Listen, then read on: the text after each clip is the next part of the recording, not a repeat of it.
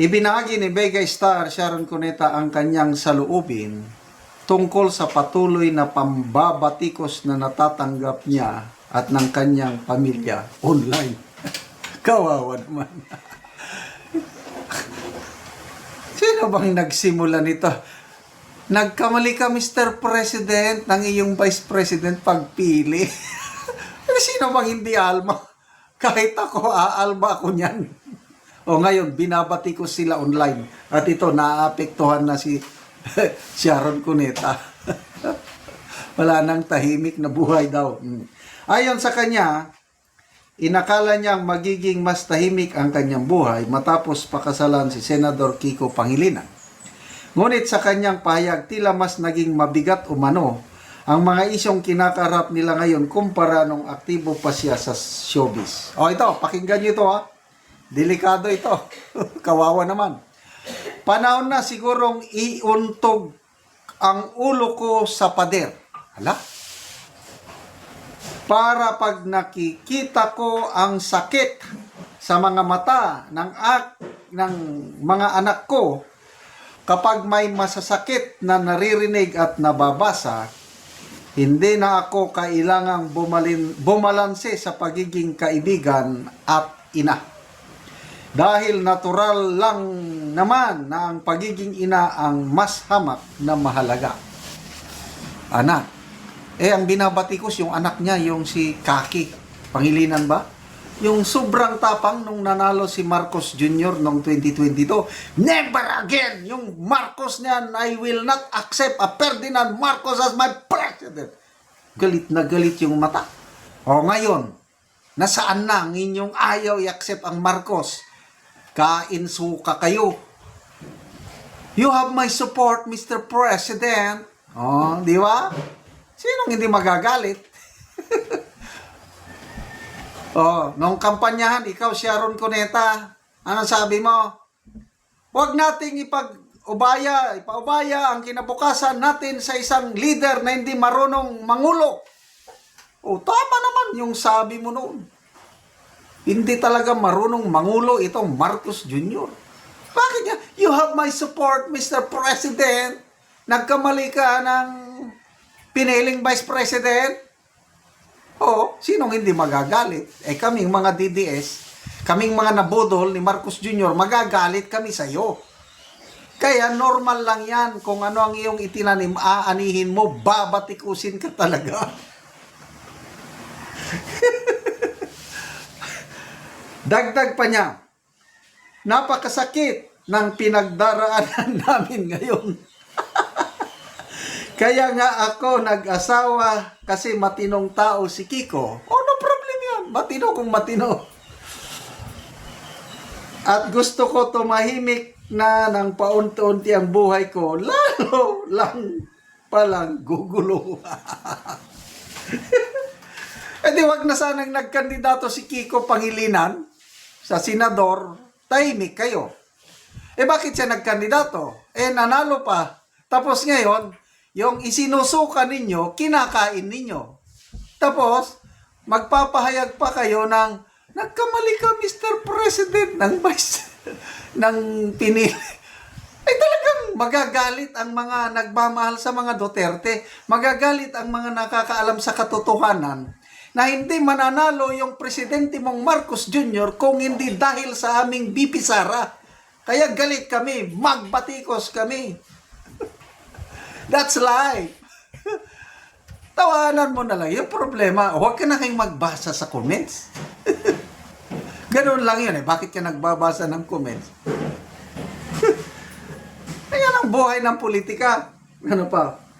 Sa kanyang pahayag, malinaw ang kanyang pagbibigay din sa pagiging ina at sa epekto ng mga isyu ng kanilang pamilya. Tuturuan niyo yung mga anak. Sino bang nagsabi nga never again, Marcos? So sana kung naging tuloy-tuloy ang inyong prinsipyo na never again, Marcos, hindi kayo babatikusin. Balimbing kayo So kung ano ang inyong itinanim, aanihin ninyo.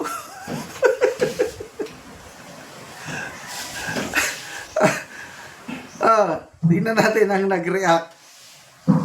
Kawawa naman. 5,500 people who reacted. 5,100 ang tumatawa. 54 ang galit. 222 lang ang nag-like o naawa sa kanya. Kawawang ko, girl. Sam Suarez, well, napakadali ma-achieve noon. Tumahimik ka, simple as that. Correct. Ano yan? Pagkatapos ng inyong mga paninira sa mga Marcos, tapos, hinaranaan mo, pinori mo ang Pangulo, okay lang sana. Purihin ang dapat purihin.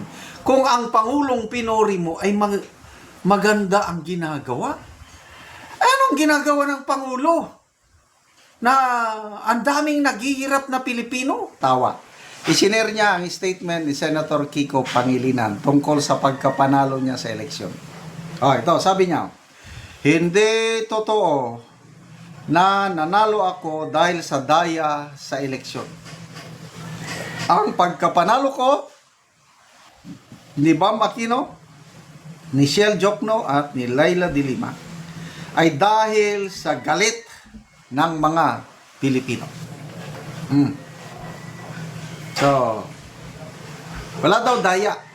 Kasi may mga speculation lang. I think mayroon natang election protest. So, magkakaroon ng manual counting. Hindi ko na maalala, PDP laban sa senatorial candidates ang nag-file ng reklamo sa Senate Electoral Tribunal. I don't know kung ongoing na ba yung counting o manual counting ba yun. Dahil, yun nga, may daya daw. So, walang daya. Yun, so walang daya. So, walang daya.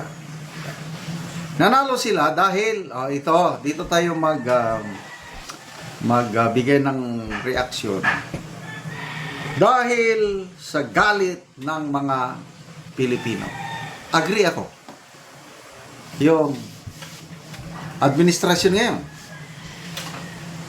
Marcos Jr., talamak ang korupsyon.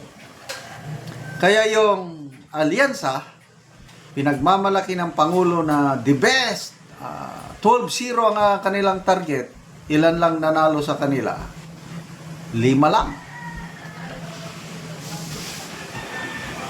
Nalampaso sila eh. Lalo na ang Pangulo, yung kanyang Partido Federal ng Pilipinas, 0. Ano ba yan? Presidente ka, sa mismong sarili mong partido, wala man lang nanalo na ni isa. Nakakaya nga eh. Yung 5 nanalo, may kanya-kanyang kredibilidad na kasi, matagal na. Si Lacson, si Soto, matagal na yan. Kahit hindi dumikit kay Marcos, mananalo yan. Si Lapid, ganun din. Mananalo rin yan, yung 3. Sino pa ba? Pia Cayetano. Kahit hindi dumikit kay Marcos, kahit wala siya sa alyansa, mananalo. Ito lang ang tunay na nanalo, nakakampi ng mga Marcos ni Romualdez, ay itong si Erwin Tulfo. Yung 7, puros sabihin na nating oposisyon. Agree ako, galit na ang tao sa korupsyon. So nanalo ang 5 Duterte candidates, 2 dilawan dahil galit ang tao sa korupsyon. Agree. But ang tanong ngayon, nasaan ngayon si Senator Kiko Pangilinan? Ano niya dito sa korupsyon? Tumiya, parang tahimik.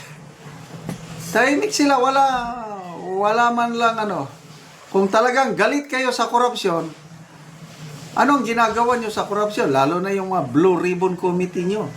Kayong mga majority ngayon. Urong-sulong, hindi alam kung saan ang direksyon ng Blue Ribbon Committee report. Kaya, I don't know kung paano nanalo ito. Basa tayo sa mga comments ha. Oh, 9,900 ang nag-react. 9,700 ang tumatawa. Hindi sila naniniwala. 168 lang ang nag-like sa kanyang statement. 51 ang galit. So 1% lang ang naniniwala kay Kiko Pangilinan. Ang 99% tinatawanan. Kikita mo dito. Oh. Basa tayo sa mga comments. Philip Elemento, needing to defend means something. Orhilio Abinido, sukang-suka nga kami sa iyo. Longlong Eswag, wow, ang galing mong mag-twist, Kiko. Guilt is personal.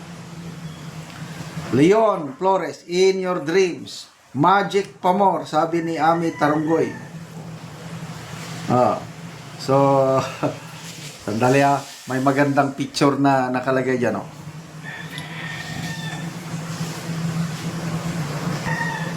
Ito, dagdag pang comments. You make me laugh. See, I am just representing myself, so huwag masyadong imaginary thinking. Lalo